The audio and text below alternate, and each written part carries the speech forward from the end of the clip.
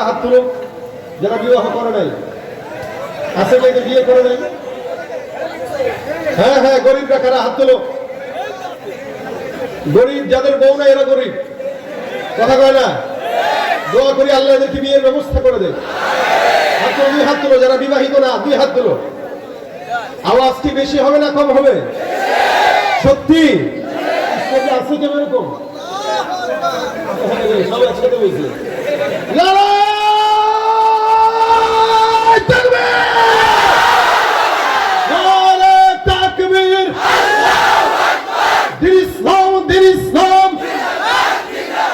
আল কোরআনের আলো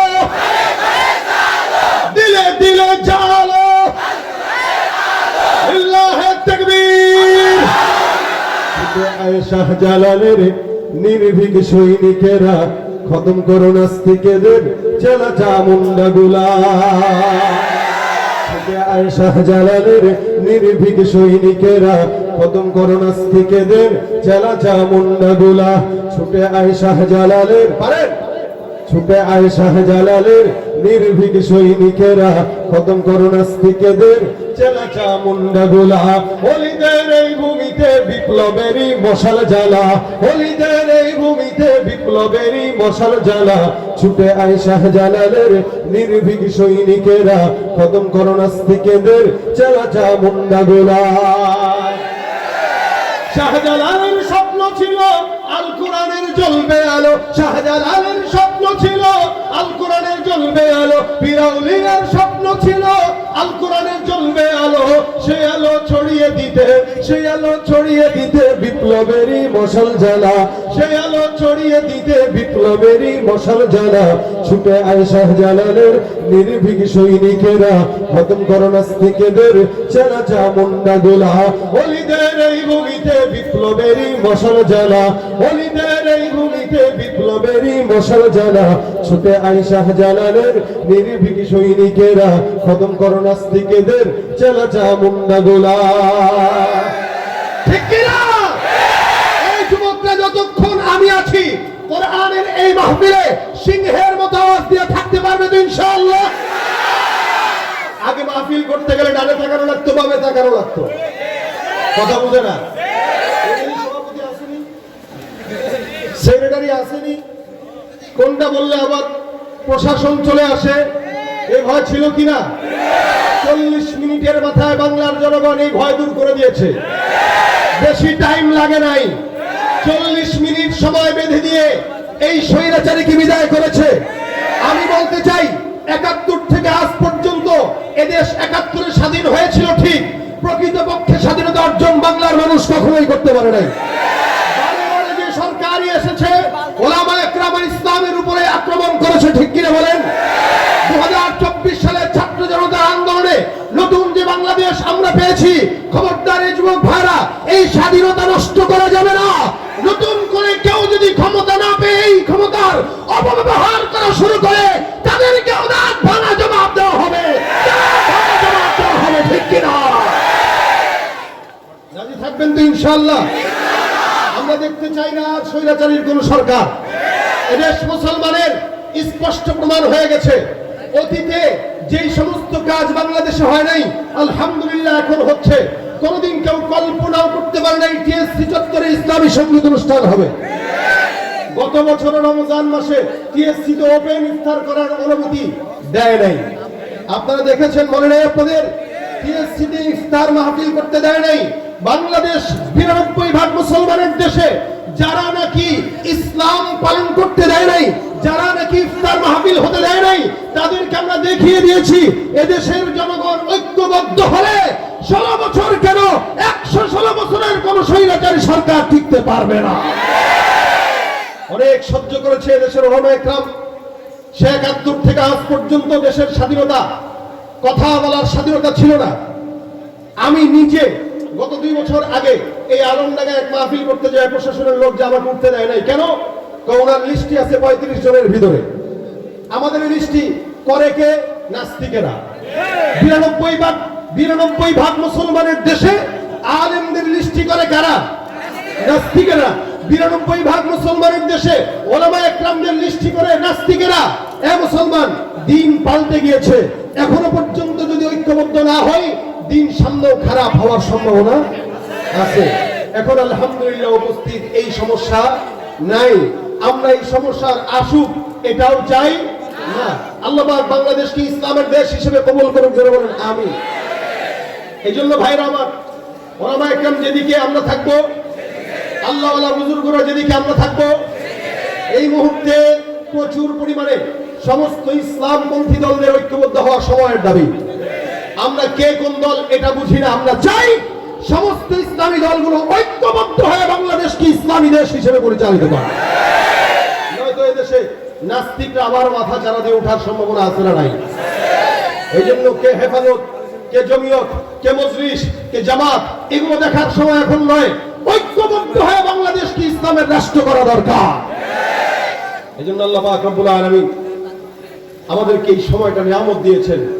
নিয়ামতের কদর যে করে সে চালাক, যে কদর করে না সে বোকা। নিয়ামতের কদর করা সময়ের দাবি। আল্লাহ পাক যেন আমাদেরকে সেই করাটা তৌফিক দান করেন। আমি আপনাদের সামনে মুখতাসার সময় দু চারটা কথা বলবো ইনশাআল্লাহ। আল্লাহ যদি আমাকে তৌফিক এনায়েত দান করেন, হেদায়েত করেন, তো ইনশাআল্লাহ এই কথাগুলোর উপর আল্লাহ পাক আমাদের সকলকে আমলের নিয়তে বলার এবং শোনার তৌফিক দান করুন। আপনাদের কষ্ট হবে না তো ইনশাআল্লাহ? কথা বুঝতেছেন তো ইনশাআল্লাহ? ঘুমানো যাবে? কিছুক্ষণ পর পর কিন্তু পরীক্ষা করব হাত উঁচু করে, সজাগ থাকবেন কিনা, ঘুমাবেন এটাও পরীক্ষা হয়ে যাবে। ভাইরা আমার, আল্লাহ পাক রব্বুল আলামিন দুনিয়াতে সবচাইতে বেশি পছন্দ করে যাদেরকে বানিয়েছেন তারা কারা? বলেন না জোরে? মানুষ। এই দুনিয়ার সর্বপ্রথম দুনিয়াতে যাদেরকে আল্লাহ পাক পাঠিয়েছেন তারা হলো ফেরেশতা। আল্লাহ পাক রব্বুল আলামিন ফেরেশতাদের পরে জিন্নাতকে পাঠিয়েছেন। এদেরকে আবার বিতাড়িত করে দিয়েছেন বহুদূর সমস্ত তীরগুলোতে আর বড় বড় উপত্যকাগুলোতে। কেন? জমিনে মারামারি হানাহানি করত। আল্লাহ পাক রব্বুল আলামিন মানুষকে বানানোর ফিকির করলেন। এই জন্য আল্লাহ পাক কোরআনে বলেন, ইন্নী জাইলুন ফিল আরদি খলিফা, আমি জমিনের প্রতিনিধিত্ব দেব বান্দাকে। এই জন্য বাংলা এই সারা বিশ্বের ভিতরে জমিনের যত মালিকানা সব বান্দাদের, মানুষের। আসমানের কোন মালিকানা বান্দার আয়ত্তে নাই। আচ্ছা বলেন তো এই জায়গাটা কার? না না না, এটা বলে বুঝাই দিলেন। এই জায়গার মালিক কে? গোরস্থান কমিটি অথবা ঈদগাহ কমিটি। মসজিদের মালিক কে? ওয়াকফ করা সবাই মসজিদ মালিক। পাশের বাড়ির মালিকটাকে বলে মালিক, বাড়িওয়ালা। বাংলাদেশের সমুদ্র সীমা আছে, ওটার মালিক কে? বলে বাংলাদেশ। কিছু দূর গেলে আবার সমুদ্র সীমা আছে, ওটার মালিক কে? বলে ভারত। অর্থাৎ গোটা জমিনে যা কিছু আছে এগুলোর মালিকানা কাদের হাতে? বান্দাদের হাতে। আল্লাহ পাক দিয়েছেন, ইন্নী জাইলুন ফিল আরদি খলিফা। আল্লাহ পাক জমিনের খেলাফত দিয়েছেন বান্দার হাতে। কিন্তু কেউ কি কোনোদিন বলেছে যে চাঁদের মালিক আমি বা আসমানের মালিক আমি? ওই মেঘখণ্ড দেখা যায় ওইটার মালিক আমি, এটা কেউ বলেছে? আসমানে যা কিছু আছে খাজানা, ওটা আল্লাহ পাকের হাতে। শুধুমাত্র জমিনের মালিকানা আল্লাহ পাক বান্দাকে দান করেছেন। আল্লাহ পাক রব্বুল আলামিন বান্দাকে যখন বানাইতে চায়, আপনারা জানেন ফেরেশতারা দেয় নাই। ফেরেশতারা চাইছিল না যে বান্দা হোক, কিন্তু আল্লাহ পাক ফেরেশতাদের জবান বন্ধ করে দিয়ে বলছেন, ইন্নী আ'লামু মা লা তা'লামুন, আমি যতটুকু জানি তোমরা জানো না। এই যে আজকের এই মজমাকে আল্লাহ পাক ফেরেশতাদেরকে দেখায় বলতেছেন, এই ফেরেশতা তাকায় দেখ, তোরা সেদিন বলেছিলি আল্লাহ এদেরকে বানায় না, রক্তপাত ঘটাবে, মারামারি করবে, এই করবে, সেই করবে, ডাকাতি সন্ত্রাসী করবে। তাকায় দেখ, বহুদূর থেকে, চুয়াডাঙ্গা থেকে, আলমডাঙ্গা থেকে, আরো অনেক দূর থেকে ছাত্র ভাইরা, যুবক ভাইরা এসেছে। কেন? বলে দিনই কিছু নসিহত শোনার জন্য যারা বসলো, আমি আল্লাহ তোদেরকে সাক্ষী রেখে বললাম, যতক্ষণ বসা থাকবে সগীরা গুনাহ মাফ, আমি আল্লাহ আসমান থেকে রহমত নাজিল করে দেব। এই জন্য হাদিস শরীফে পয়গম্বর বলেন, হাফাতহুমুল মালাইকা নাযালাত আলাইহিমুস সাকিনা ওয়া যাকারাহুমুল্লাহু ফী মান ইনদা।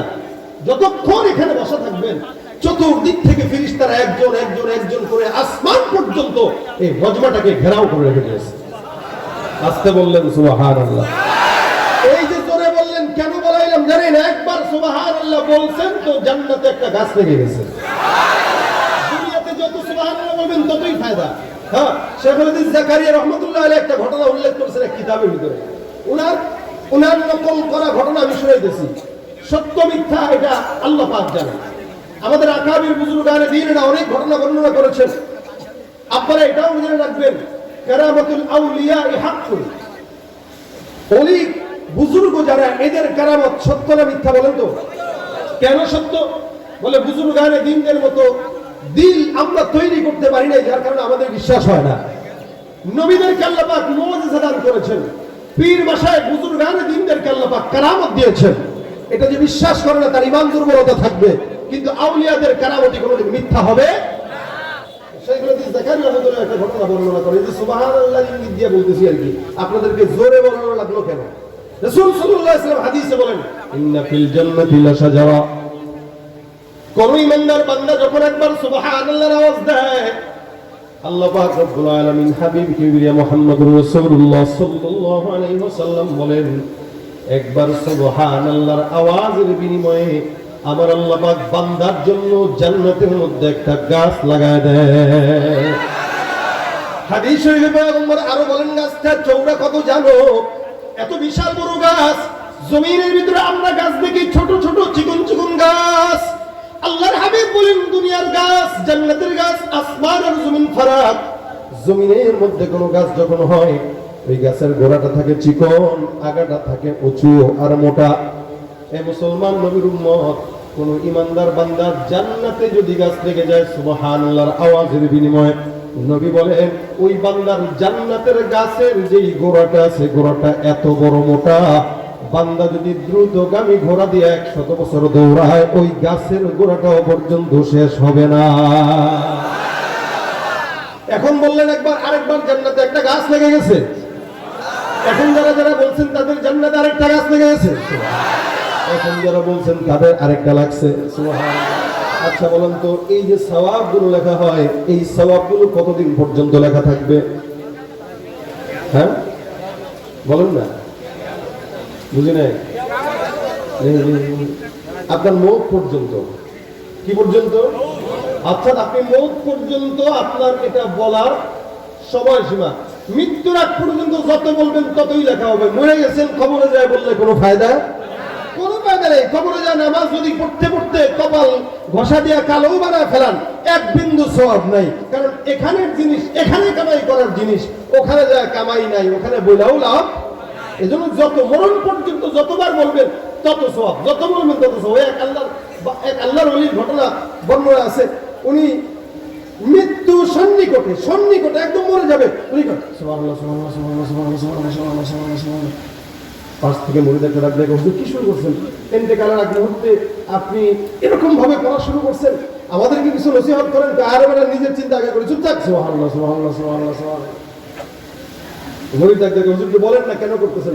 আমি দেখতেছি আমার চক্ষু দিয়া যেন ফেরেশতারা আমার যে সুবহানাল্লাহ বলার খাতাটা আছে, আমলের খাতা, এটা আস্তে আস্তে ভাঁজ করে গুছিয়ে রেখে দেওয়ার জন্য প্রস্তুতি নিতেছে। তার মানে আমার হায়াত শেষ হয়ে যাচ্ছে।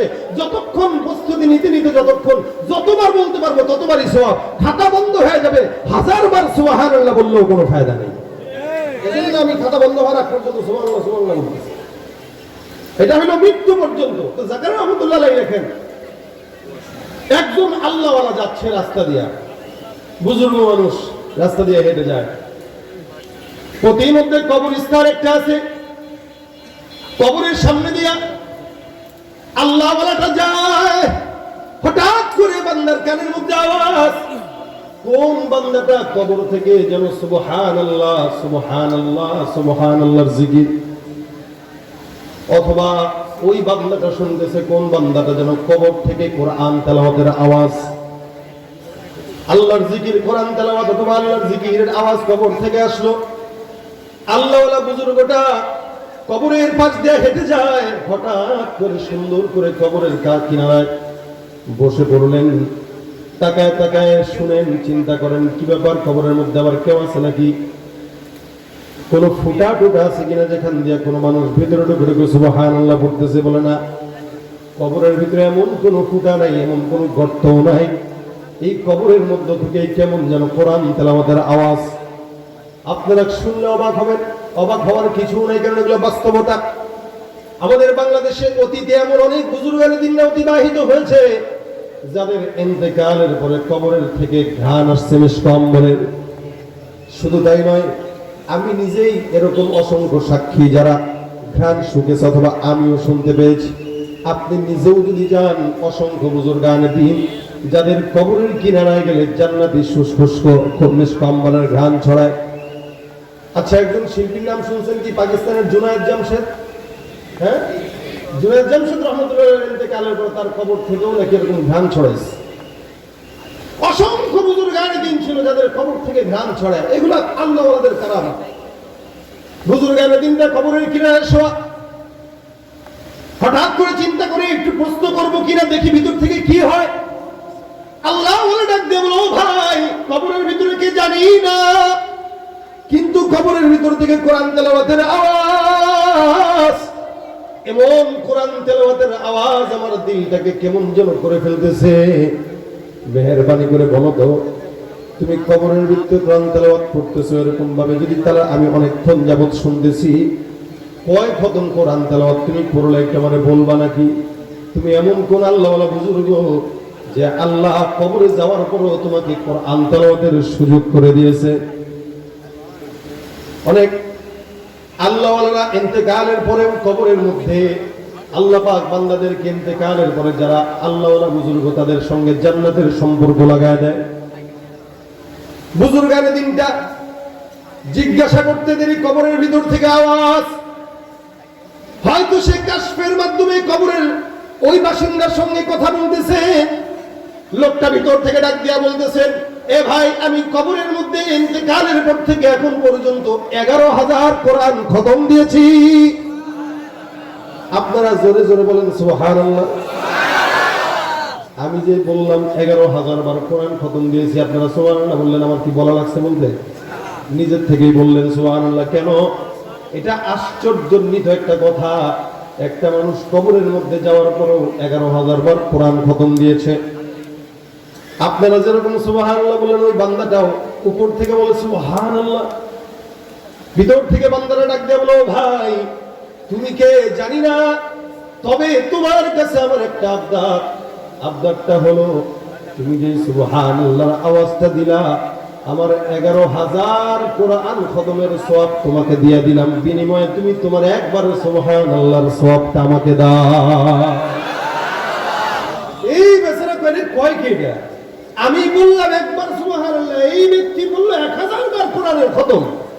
আমরা তো সারা জিন্দেগিতেও 100 বার কোরআন খতম দিতে পারি না। সেই হেজখানায় যখন পরিবারে আছে, লাস্টের বছর শুনাইছিলাম 53 খতম দিছিলাম এক বছরে ওস্তাদদের কাছে। এরপরে রমজান মাসে তারাবি পড়াইলে একটা খতম দেওয়া হয়, এর ফাঁকে 2-1 খতম ছাড়া বেশি খতম দেওয়া হয় না, সুযোগ নেই। মানে শয়তান সুযোগ করে দেয় না, যার কারণে পারি না। আর এই লোক 11,000 বার খতম দিয়েছে, এরপরে বলছে কি, তুমি তোমার সুবহানাল্লাহর সওয়াব আমারে দাও, আমার 11,000 বার সওয়াব তুমি দাও। এই বেচারা কয়, ভাই বুঝলাম না কাহিনী, একটা সুবহানাল্লাহর সওয়াব নেওয়ার জন্য আপনি 11,000 কোরআন খতম দিয়ে দিবেন? বলে হ্যাঁ। বলে কেন জানো? বলে এই যে কবরের ভিতরে 11,000 বার কেন, কিয়ামত পর্যন্ত যদি কোরআন খতম দেই কোনো সওয়াব নাই, ফ্রি সার্ভিস। আর তুমি যে উপর থেকে খালি একবার বলছো, আমি তো বুঝতেছি দেখতেছি জান্নাতে আল্লাহ ফলের গাছ লাগাই দিয়েছে।